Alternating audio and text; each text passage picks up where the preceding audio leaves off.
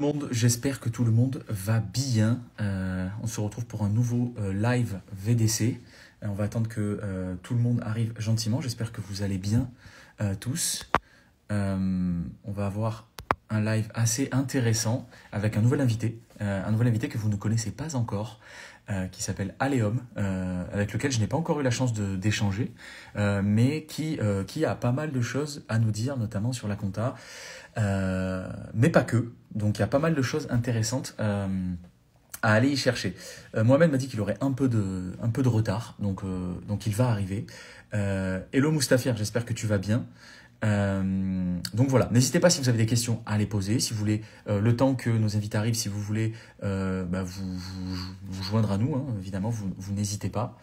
Comme vous le voyez peut-être, alors je sais pas quelle heure il est en France, bah si, 18h30, je suis bête. Là je suis aux États-Unis, donc ça se voit peut-être derrière, il fait peut-être un peu plus jour que chez vous, pour la petite anecdote. Donc du coup chez moi il est 9h30 du matin. Donc c'est assez différent de vous en France, les amis. En tout cas, pour ceux qui sont en France, je sais aussi qu'il y en a qui sont au Canada.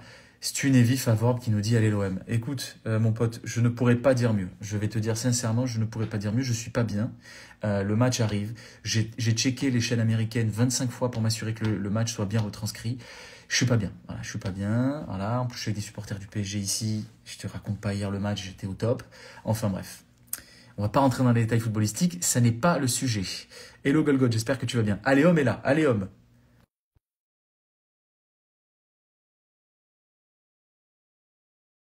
Donc, euh, donc un live sur un thème hyper intéressant, je pense, qui va, je pense, intéresser pas mal de monde. Comment les innovations tech transforment le quotidien des comptables. Et Aléum, le voici, le voilà. Comment tu vas, Aléum? Ça va, merci Ryan. Et toi? Très très bien, J'ai très très bien. j'ai suivi d'une oreille le début du live, ça parlait foot. Je me suis connecté tout de suite, Ryan. Mais oui, mais oui. Mais là, on m'a sorti des Allez l'OM, etc. dans les commentaires. Ah, J'étais obligé de rebondir. J'étais obligé de rebondir. non, Euh, mais c'est bien, vous avez fait un beau parcours et puis vous ferez éliminer. Puis voilà, puis c'est pas l'objet du live, comme tu dis. Allez, homme, je crois qu'on ne va pas bien s'entendre. Je crois qu'on ne va pas bien s'entendre. Allez, homme, à écouter ton discours, je pense que tu es supporter du PSG, Non, si je ne me trompe pas. non, De... je supporte le PSG en Ligue des Champions, mais je suis pour l'OL, moi, je suis pour Lyon. Ah là là, encore pire. Ah non, Encore tu peux pire, pas vous nous voulez faire dire. ça, allez, homme. Exact. Bon, ça va, vous êtes bien revenu en championnat. On va pas parler foot, mais ça va, vous êtes bienvenu en championnat. On va Vous êtes bien finir, revenu en championnat. on finira devant vous, et puis voilà. Ouais, ça, je sais pas. Écoute, on va voir. Mais c'est vrai que, hein, voilà, c'est dans une phase un peu compliquée. Golgot qui nous dit au shot l'OM, au shot l'OM, au shot l'OM. Évidemment, la référence, et bien sûr, Alium qui valide, la référence au dîner de con, bien sûr, qui nous a fait beaucoup de mal, cette référence, même si elle est très drôle. Alium, comment tu vas? Comment tu vas? Écoute, ça va, ça va. Pour Ça se passe l'instant, pas bien? de... ça se passe très bien, ça se passe très bien. Beaucoup de travail, mais passionnant en tout cas. Merci d'ailleurs de m'inviter pour ce live. Mais C'est c'est avec avec grand plaisir de t'avoir avec nous. plaisir partagé. Et merci également voilà, de m'avoir sollicité pour tout ce qui était article sur VDC. Donc c'est un plaisir Bien sûr. d'écrire pour vous. Et j'espère que dans les semaines qui arrivent, j'aurai le temps de vous proposer un petit article Bah, pour alimenter tout ce ça. sera avec exactement et ce sera avec grand plaisir. Je le rappelle pour tout le monde. Alléum du coup a publié un article du coup sur le blog applicable. Donc n'hésitez pas à aller le voir. Alléum, peut-être que tu as le titre et le contenu de l'article peut-être pour donner davantage envie Ouais, d'aller le voir. c'était sur les soldes intermédiaires de gestion, donc analyser et interpréter les soldes intermédiaires de gestion, qui sont pour moi voilà, le document de référence pour analyser un compte de résultat, bien plus qu'un compte de résultat en lui-même, avec notamment des indicateurs comme la marge, le BE que j'ai abordé un peu en long, en large, en travers et qui explique pourquoi faut se poser sur ces indicateurs plus qu'un compte de résultat, quoi. Très clair, très clair. Donc si vous voulez voir l'article, il est disponible sur le blog Appicab. N'hésitez pas, il a été publié par Alléum. Et on va revenir de toute façon sur le parcours d'Alléum qui est un parcours très intéressant. Alors qu'on rejoint Mohamed. Mohamed qui est là. Alors, je vais Salut lui dire qui c'est. Mohamed, Vous allez bien? Ça va et toi? ça Un va? peu fatigué, un peu sur le Fatigué? rush. Mais en tout cas, tu as le sourire. Oh, Là, on te sent. Il y a une ouais, belle non, énergie là. C'est Tu l'essentiel. rayonnes. on a dégagé l'épaisse, on va dire. Bon, Hmm. bah, c'est bien. Bah, c'est bien. Mais je Bon, ça sais raconte pourquoi quoi de beau? Mohamed a le sourire, Ryan, parce que demain on doit Pour- manger ensemble, donc du coup ça a Ah, illuminé sa fin de journée tout à Mohamed. s'explique. Tout s'explique.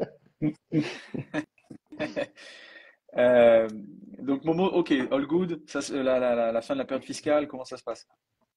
Là, c'est très très chargé pour le coup. C'est la raison pour laquelle j'ai un petit retard, désolé. Et non, ça approche encore une quinzaine de jours et après on respirera. Très clair.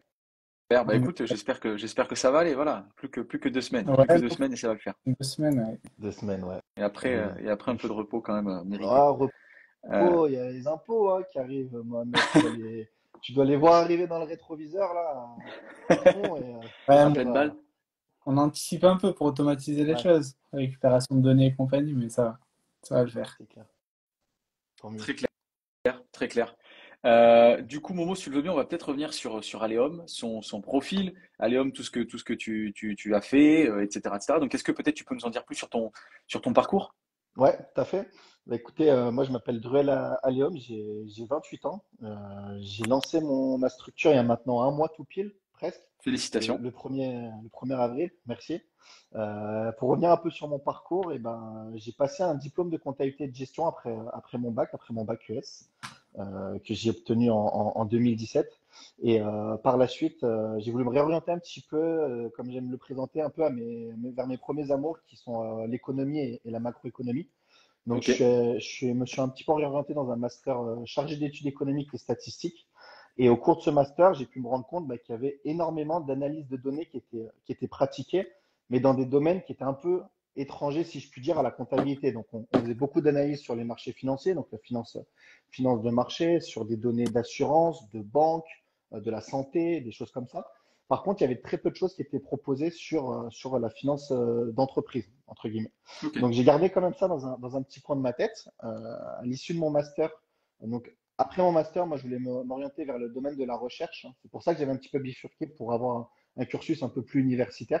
Le domaine de la recherche m'a pas trop inspiré. Ok. Donc à la suite de mon master, je suis allé trouver un emploi en tant que comptable dans un cabinet pour me faire un peu la main et de comprendre un peu la donnée que je voulais analyser dans un futur plutôt proche, bah, la comprendre, la construire au fil de déclarations de TVA, réalisation de bilan, de liasses fiscales. Ouais. Et donc, au bout de quelques années, et donc une expérience dans 2 cabinets, dont le dernier cabinet où j'étais responsable technique du pôle data.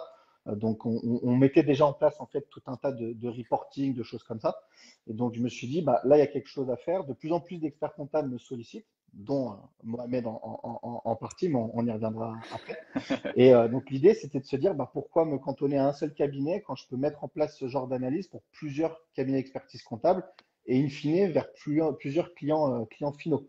Donc très concrètement, ça va se traduire donc, par de l'analyse de données au travers du FEC, la mise en place de reporting, d'études concurrentielles, de savoir pourquoi une entreprise marche mieux qu'une autre ou moins bien, quelles sont les compétences distinctives, qu'est-ce qu'elle fait pour marcher mieux que ses concurrents. Donc on est vraiment là-dedans et dans du conseil concret au quotidien. L'idée, c'est vraiment d'avoir un outil qui propose des conseils aux chefs d'entreprise, peut-être pas au jour le jour, mais au moins tous les mois pour que le chef d'entreprise ait la possibilité de bifurquer en cours d'exercice, quoi.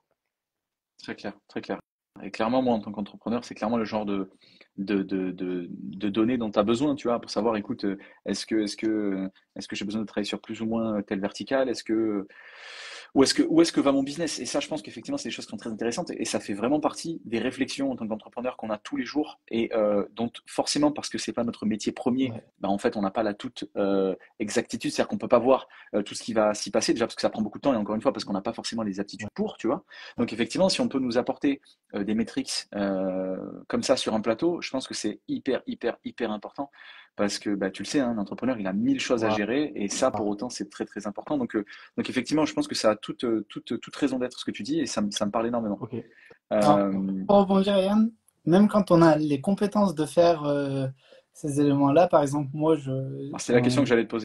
j'arrive à faire ces choses-là, mais je fais appel quand même à Léom pour me soulager sur cette partie, parce que lui, il fait ça pleinement, donc ça me permet en fait d'avoir, par exemple, son retour, et moi derrière, je fais l'analyse client ou autre, mais voilà, par exemple, à Léom et moi, on est en pleine collaboration, il est sur mes lettres de mission, par exemple, auprès de mes clients lorsque je propose une mission de data, donc voilà. Très Exactement. clair. Et c'était exactement la question que j'allais te poser. J'allais te dire, mais du coup, est-ce que c'est un un travail distinct du tien? Est-ce que c'est juste une spécialisation complémentaire que va venir apporter Alléum parce que justement, il est allé plus profondément dans le sujet?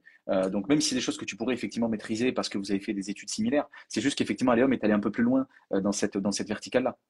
Et surtout qu'il fait ça à plein temps, donc moi ça me permet aussi de me soulager d'une mission que je peux proposer, mais que je comprends aussi à la fois. Donc, Exact. Mais j'ai même envie de dire que, en fait, Mohamed se met même mieux dans le rôle du chef d'entreprise parce que il va aller prendre les compétences, mes compétences sur la partie analyse de données et lui va avoir un regard en hauteur beaucoup plus important Mhm. en ayant en tête à la fois les données financières et extra-financières et tout le cursus, tout le savoir qu'il peut avoir en tant qu'expert comptable que moi je n'ai pas. Moi, j'ai plus poussé sur la partie voilà, data, mise en place de ces outils, mais Mohamed est beaucoup plus compétent et a une vision beaucoup plus large sur la gestion d'une entreprise au sens général, quoi. Donc ça se complète Bien sûr. parfaitement. Bah oui, bien sûr, bien sûr. Et justement, une question pour toi, Alléum. Comment est-ce que ces technologies-là que toi tu mets en place, comment est-ce qu'elles ont amélioré, selon toi en tout cas, hein, l'efficacité comment est-ce qu'elles peuvent améliorer en tout cas l'efficacité dans les cabinets, notamment par exemple comme Mohamed, et sur quoi est-ce que toi tu vas venir jouer pour rentrer un peu plus dans le détail de ce que tu dis, hein, pour justement les aider, et notamment pour ceux qui nous écoutent, hein, qui sont aussi comptables, collaborateurs comptables, chefs de mission, experts comptables, pour davantage comprendre ce que toi tu vas venir apporter et à quel point ça peut leur être utile. Moi, je pense que ça s'inscrit en fait dans un environnement général. On va reparler sûrement de la facture électronique un peu plus tard, mais c'est vraiment une avancée générale là-dessus. Il y a des outils qui arrivent, comme Penny Lane, comme Power BI, comme la facture électronique, qui font qu'il y a de moins en moins de temps qui va être dédié à la saisie comptable, en fait. Ouais, Et donc, le temps de saisie qu'on va gagner, il faut arriver à le mettre à profit des clients par l'analyse. Et donc, des outils comme Power BI, hein, c'est la technologie que j'utilise pour mettre en place ces reporting. On va automatiser tout l'aspect saisie de données, puisqu'on va venir récupérer la donnée comptable à la source. Et derrière, on va pouvoir prodiguer du conseil. Donc, en fait, ces nouvelles technologies, c'est assez simple, hein. Ça permet d'apporter du conseil beaucoup plus fréquemment et à très haute valeur ajoutée. Et ce qui permet derrière de faire en sorte que les entreprises se portent mieux. Donc, pour moi, le premier volet de ces technologies, c'est d'enlever, de gagner du temps sur les tâches à faible valeur ajoutée pour petit à petit pousser les tâches même d'un comptable entre guillemets ordinaire ou basique, hein, mais qui va arriver de plus en plus vers un niveau de conseil et puis un temps de conseil plus important qu'il y a 20 ans en arrière. très clair, très clair. Et justement là, c'est une question pour Momo, hein. Euh, enfin, qu'est-ce que ça vient transformer chez toi? Tu l'as évoqué gentiment en disant qu'effectivement ça vient t'aider sur une partie voilà, qui te permet de pas forcément la gérer parce que Alléum va mieux le gérer que toi. Mais concrètement, qu'est-ce que ça vient apporter pour toi et pour tes clients, en tout cas sur les dossiers que t'as alors, pu avoir avec Alléum? il y a deux choses. La première, c'est qu'il y a des étoiles dans les yeux des clients, parce qu'on pousse la réflexion extrêmement loin. C'est-à-dire qu'au-delà de l'analyse purement financière, on va faire des comparatifs marchés. On va prendre le cas d'une boulangerie, par exemple. On va aller analyser sa marge et celle du marché et voir si on est bon ou pas. Si on n'est pas bon, on va aller rentrer en détail sur ses coûts d'achat, par exemple, et venir travailler avec lui toutes les déperditions qu'il peut y avoir en termes de fabrication d'un produit. Ok. Idem sur les charges externes, on va mesurer le volume des charges externes par rapport au chiffre d'affaires et le comparer au marché pour voir où est-ce qu'il y a des cohérences ou des incohérences. Sur la partie masse salariale, idem. On va définir le poids en fait de la masse salariale sur le chiffre d'affaires, définir le salaire moyen dans la branche, dans la ville, même dans le quartier. Enfin, on peut pousser la réflexion extrêmement loin. Ça, c'est d'un point de vue conseil. Et après, on peut faire du contrôle de gestion.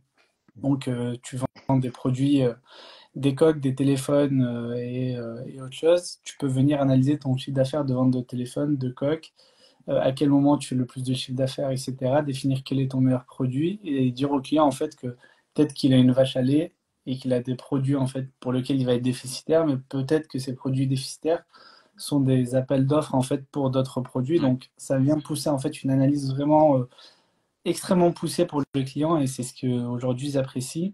Mais pour en arriver là, il faut que derrière tu aies une automatisation sur énormément de tâches que ce soit comptable, fiscal, social ou autre, qui vont te permettre de faire ça ou d'avoir des partenaires qui savent le faire. Bien sûr. Et là, Exactement. pour tous ceux qui nous écoutent là maintenant dans le live, est-ce que vous avez des outils à citer, des choses? Alors, ce serait bien aussi, parce que le but c'est aussi de leur apporter de la valeur à ceux qui nous écoutent, que ce soit là en live ou ensuite en replay ou en podcast. C'est vraiment qu'ils puissent effectivement avoir vraiment de la valeur de ce que nous on va venir dire. Donc, peut-être que d'un côté, il faut peut-être leur expliquer comment est-ce que, enfin, quels outils est-ce qu'il est possible d'utiliser et comment, en tout cas dans la théorie, hein, comment est-ce qu'il est possible de les utiliser pour arriver effectivement à des résultats qui permettent d'apporter un véritable conseil au client, en tout cas à l'entrepreneur? Ouais, tout à fait. Eh ben, si je peux me permettre, Mohamed, de toute façon, tu me coupes, tu me complètes, hein. Moi, pour ma part, je suis un grand fan de l'outil Power BI, donc qui est l'outil de visualisation de données édité par Microsoft. Donc, ça fait partie en fait de la suite Office, Ok, au même titre qu'Excel, PowerPoint, Word. Donc, il est téléchargeable en libre service sur le store. Et donc, on peut l'utiliser, l'ouvrir et puis jouer avec un petit peu un jeu de données et se faire la main sur Power BI. L'idée ensuite, c'est, alors il y en a d'autres, hein, il n'y a pas que Power BI sur le marché, mais pour moi, c'est vraiment l'outil le plus complet, je pense. Et je vais expliquer pourquoi c'est le plus complet. La première chose, c'est qu'il est facilement, on peut récupérer facilement de la donnée avec Power BI, de la donnée financière. Donc, par exemple, à partir du FEC. Le FEC, c'est le fichier des écritures comptables. C'est tout simplement un fichier texte qui va récapituler toute l'année en termes comptables de la vie d'une entreprise. Donc, où on a la possibilité d'avoir ce qu'on appelle une API, c'est une passerelle en fait entre Power BI et le logiciel comptable. Donc, la communication se fait en automatique, ou alors l'API n'est pas encore développée. Et là, on doit passer par des exports manuels, donc tous les mois, tous les 2 mois, tous les trimestres, tous les semestres, pour venir injecter la donnée comptable dans Power BI. Mais la grande force de Power BI, parce que d'autres outils permettent de faire de cette analyse financière, hein, donc le chiffre d'affaires, les marges, le résultat, comme disait Mohamed, c'est que derrière, avec Power BI, on va pouvoir aller récupérer de la donnée extra-financière, c'est-à-dire récupérer de la donnée d'un CRM, d'un ERP, d'aller scraper, donc c'est-à-dire aller récupérer de l'information sur Papers.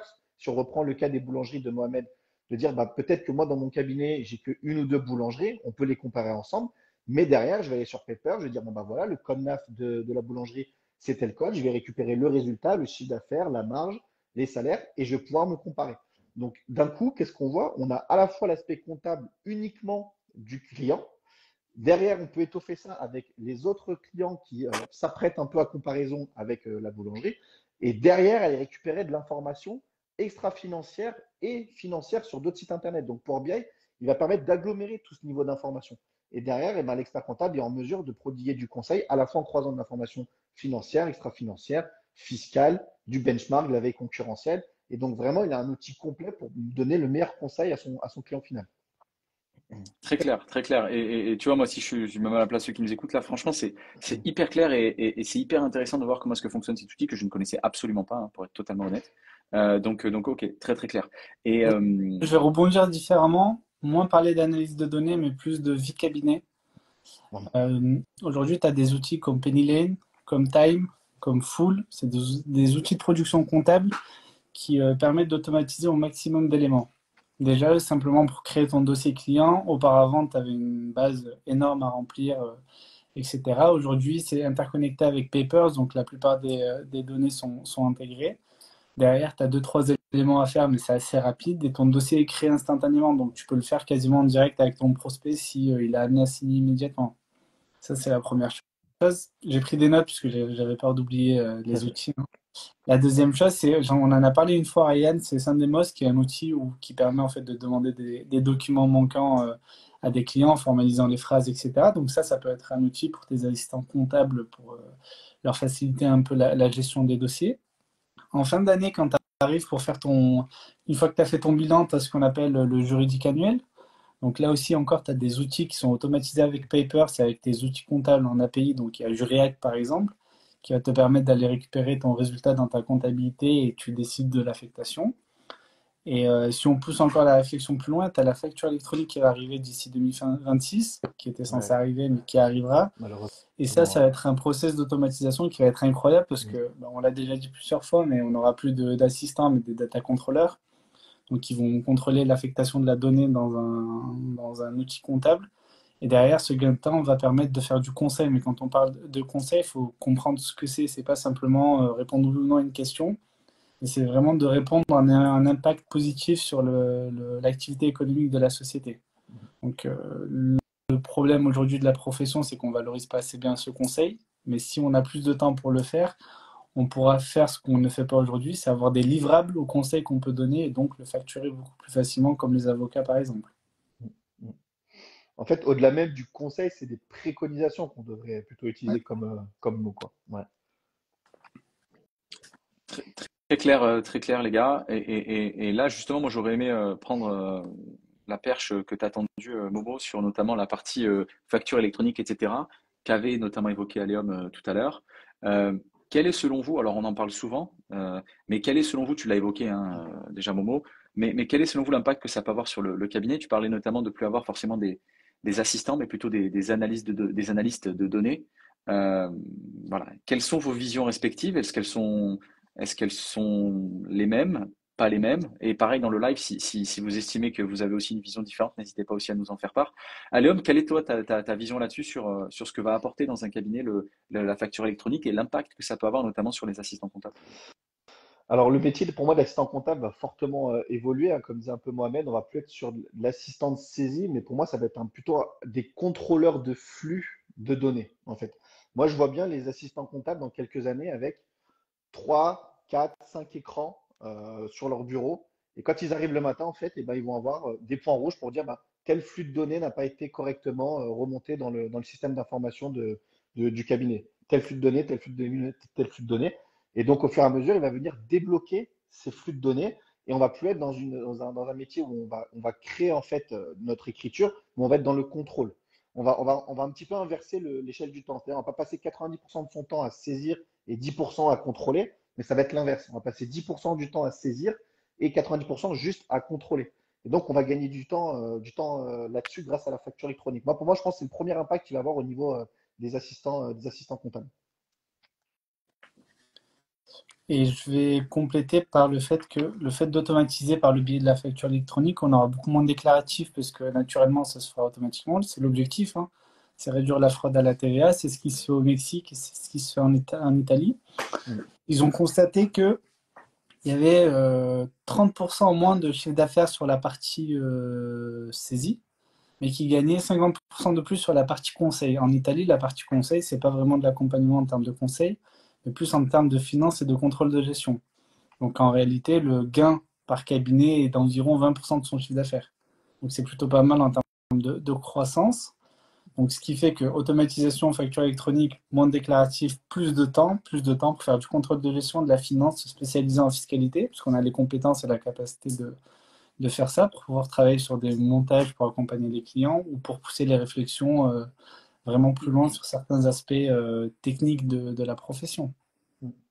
Moi, je serais curieux de savoir en fait comment les cabinets vont prendre ce pas-là. C'est-à-dire, est-ce qu'ils vont rester généralistes en termes de conseils ou est-ce qu'on va voir des cabinets se spécialiser bah, dans l'analyse de données, dans la partie fiscalité, dans la recherche de financement?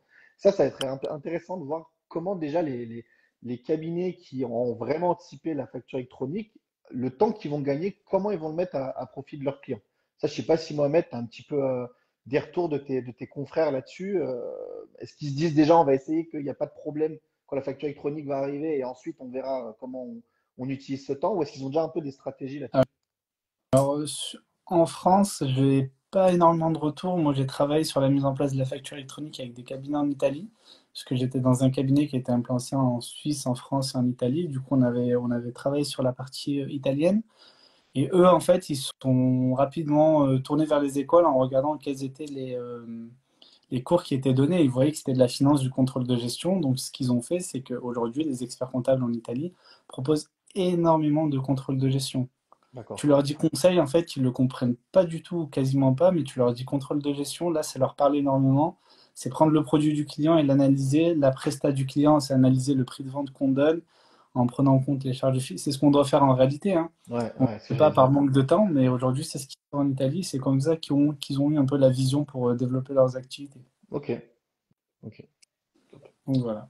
Très clair, très clair. Les amis, il va nous rester à peu près 5 minutes, donc on va continuer, mais sachant qu'il nous reste 5 minutes. Moi, j'aurai encore quelques questions, mais euh, enfin, après, c'est toujours pareil, hein, c'est lié aussi à ce que toi tu fais à Léob. C'est bête, mais comment est-ce que toi tu recommanderais aux comptables, hein, de façon globale, de se former aux aspects techniques et analytiques de leur métier? Alors, bonne question, parce que très honnêtement, c'est compliqué de trouver des formations de qualité et qui, en plus de ça, sont orientées cabinet, si je puis dire. On va trouver beaucoup de formations. Bah, moi, pour mon volet analyse de données, on va en trouver hein, des formations sur Power BI, sur Python, hein, le langage de programmation de Python qui permet d'automatiser beaucoup de choses, de mettre en place des études sectorielles en quasi automatique. c'est vrai que c'est compliqué. L'ordre des experts comptables travaille de plus en plus là-dessus. Ils sont d'ailleurs en partenariat, je crois, une formation Power BI avec Le Wagon. Je crois que Mohamed pourra peut-être nous en parler un peu plus. Donc, il y a au moins cette envie-là de la part de l'ordre des experts comptables de faire avancer les choses. Il ne faut pas hésiter, moi je pense, quand on est un comptable en cabinet, d'être curieux, même si on est pris par le temps, hein. En cabinet, c'est compliqué de se libérer du temps. C'est des chasseurs de temps, les comptables et les experts comptables. Mais prendre quand même la peine, voilà, de se former à ces nouvelles technologies, à ces nouveaux outils, comme peut l'être Power BI. Donc, il faut être un peu curieux et pas hésiter à faire appel à des prestataires extérieurs, comme a pu le faire Mohamed avec moi il y a quelques mois de cela, parce que nous, on va avoir un regard un peu plus extérieur que le comptable et l'expert comptable qui, lui, est vraiment voilà, focus sur son métier, son cœur de métier, quoi. C'est clair. Et toi, Momo, qu'est-ce que tu penses de tout ça? Non, moi, Notamment je sur. vais totalement, mais l'ordre prend les devants. Pour le coup, sur ça, a pris les devants et a mis un partenariat avec Le Wagon. C'est un organisme qui est sur Marseille, donc chez toi, Ryan. Et Allez, l'OM. toujours. Et Je pense qu'Alium n'est pas d'accord, mais. Voilà, je rebondirai pas là-dessus. On regardera ça vers 23h, on en reparlera. il me semble qu'Alium est purement lyonnais, donc si je dis pas de bêtises, mais C'est le voilà. cas, C'est c'est le ça. cas. Mais voilà, c'est un organisme qui a un partenariat et qui met en place en fait des formations sur tout ce qui est data analyst, Power BI en fait, et il forme les experts comptables et collaborateurs directement. C'est quelque chose de très intéressant parce que pour la première fois, l'ordre, et c'est une bonne chose, prend les devants et anticipe au lieu de subir. Et au-delà de ça, avec le nouveau programme qui est Profession 2030, donc c'est un programme qui a été mis en place par le Conseil national, ils intègrent aussi la formation à Power BI des experts comptables et des collaborateurs. Donc c'est quelque chose qui est énormément pris en compte aujourd'hui. Donc comme je l'ai dit, pour la première fois, je pense qu'on subira pas un changement, mais au contraire qu'on va y contribuer. Mm. C'est une très bonne chose pour la profession. Exactement, ouais. Ouais. Ok, et d'ailleurs, moi-même, je ne propose pas que des prestations de services, hein, mettre en place des reporting et autres, hein. J'ai aussi monté une formation sur Power BI qui, je pense, peut être fort utile pour les cabinets et puis les comptables pour les impliquer un peu dans ce changement-là, quoi. Mm. Bien sûr, et je pense que ça a toute raison d'être. Les amis, on arrive vers la fin de ce live. Momo, tu connais maintenant ma question de fin. On va sur quelque chose de plus léger. On va pas parler compta. Et on va s'adresser tout de suite à Léom. Ça va pas parler de foot à Léom, mais ça va parler plutôt de films et de séries. C'est quoi tes films et tes séries du moment à Léom? Tes coups de cœur, si t'en as. Je sais pas si je peux le dire, tu vois, ouais, ouais. Là, en ce moment, alors, je suis très orienté tout ce qui est culture latino-hispanique. Donc, j'adore les telenovelas. Donc, j'adore ça. Waouh, Euh, ok, donc, euh, avec, original. euh, avec ma copine, on regarde beaucoup des séries. Tu vois, l'équivalent de Plus belle la vie au Mexique et en Colombie. Tu vois, c'est un peu ça l'idée. Et donc là, on a attaqué une série qui s'appelle la Reina del Flow sur Netflix, où Ok. on a le droit à 180 épisodes d'une heure. Tu vois, donc Waouh. on attaque sévère. Voilà. Ouais, vous avez de quoi vous amuser. Ok, c'est Exact. hyper original, trop cool. Et il y a une particularité pour laquelle tu kiffes ça? Est-ce que tu as des origines hispaniques ou autre? Pas du Pas du tout. tout. J'adore la culture, comment dire, le rapport qu'ils peuvent avoir à la famille, à la religion, au football. Voilà, tu vois, c'est des gens qui vivent vraiment à fond leurs expériences. J'adore ça. J'adore Trop la cool. musique un peu hispanique, donc je suis à fond dans ce délire-là un peu. Ouais. Ouais. Trop Voilà. bien, j'adore. Hyper original, je kiffe trop. Trop bien. Et toi, Momo? Moi, j'ai attaqué un site. Ah, ah oui, j'ai vu ça. J'ai vu ça. Sur Netflix. Ouais. Et Ok. Alors? c'est tourné à la française. Ah ouais, ok. Alors, est-ce que c'est positif ou c'est négatif, Momo? Non, mais du côté négatif, du Ouais, coup, voilà. Ok, c'est ok, c'est ok. assez mal joué. Mais bon, Ah, ok, c'est un détail, mais voilà, j'ai attaqué ça et c'est assez mal joué. ok, ok. Alors, Et toi, du coup? Ce que j'allais dire, Ryan, et euh, toi? bah, là, les gars, moi, avec un peu tout le monde ici, l'équipe ici, là, c'est des Américains, donc forcément, ils me font, voilà, ils m'initient à leur film américain, mais j'ai quand même réussi à les faire passer sur Shogun. Voilà, bon, ça les a pas emballés plus que ça, j'ai l'impression. T'as combien de... Mais Parce qu'il y a 2 semaines, t'étais déjà sur ça, il me semble. ouais, ouais, non, mais moi j'ai fini, juste j'ai voulu les remettre Ah oui, dedans, tu vois, ok. dans Shogun. Ah, mais c'est tellement bien que moi je peux le revoir, il n'y a pas de problème, hein. J'ai aucun souci à revoir la série sans aucun souci. Ok. Et là, du coup, récemment, on a vu Dune 2 qui est dispo là depuis quelques jours là. Du coup, je l'ai revu, je l'avais déjà vu 2 fois au cinéma, donc là on l'a revu une troisième fois ici. Voilà. Voilà un peu pour mes goûts qui sont. Tu vois, tu vois bien le mec qui répète les trucs, quoi. Il En te fait, fait un truc, ta Ouais. vie, quoi. c'est ça. Ok. J'ai peur d'être déçu. J'ai peur d'être déçu. C'est stylé parce que c'est trois trucs vraiment différents, quoi. Enfin, ça part Ouais, dans tous les sens là pour le coup. c'est vrai qu'on est, ouais, on est assez éclectique là, les gars, dans nos choix, hein. Mais c'est bien, c'est bien. Merci. Bon, et bien voilà, merci beaucoup les amis pour cet échange. Merci à Léom d'avoir été présent pour ce premier échange et j'espère loin d'être le dernier C'est parce que c'était moi qui vous hyper remercie. agréable. Ouais. Ben, vraiment, c'était cool et c'était hyper agréable et surtout ce que tu as donné comme info, je pense que ça a beaucoup de valeur pour les gens qui nous ont écoutés dans le live, qui vont nous écouter en replay, qui vont nous écouter dans les podcasts. Ok. Donc, avec grand plaisir pour te recevoir à nouveau. Et n'oubliez C'est pas gentil. évidemment d'aller voir les articles que Aléum rédige pour Applicable. Il en a rédigé un pour le moment, mais il y en aura sûrement d'autres. J'espère. Mais en tout cas, voilà, n'hésitez pas à aller checker tout ça. Momo, merci beaucoup. Très bonne fin de période fiscale à toi. Tu vas y arriver. Plus que 2 semaines. Tu es au bout. On voit le bout du tunnel. Ça y est, tu y arrives. Il y a un peu de soleil. Un peu de soleil, exactement. Et allez Voilou, l'OM. voilou et allez l'OM. Merci. Je sais pas si Aléum sera d'accord, mais allez l'OM. Ouais, je dis juste bonne Euh... soirée et puis on verra ce qui se passe. Bon, ben, Merci dans beaucoup. 2 heures, début du match. Exact. À plus tout le monde. Très bonne soirée à Bonne tous. soirée. Allez l'OM comme vous le savez et à très vite. Ah, À À plus tout plus le tout le monde. monde. Au revoir. Ciao.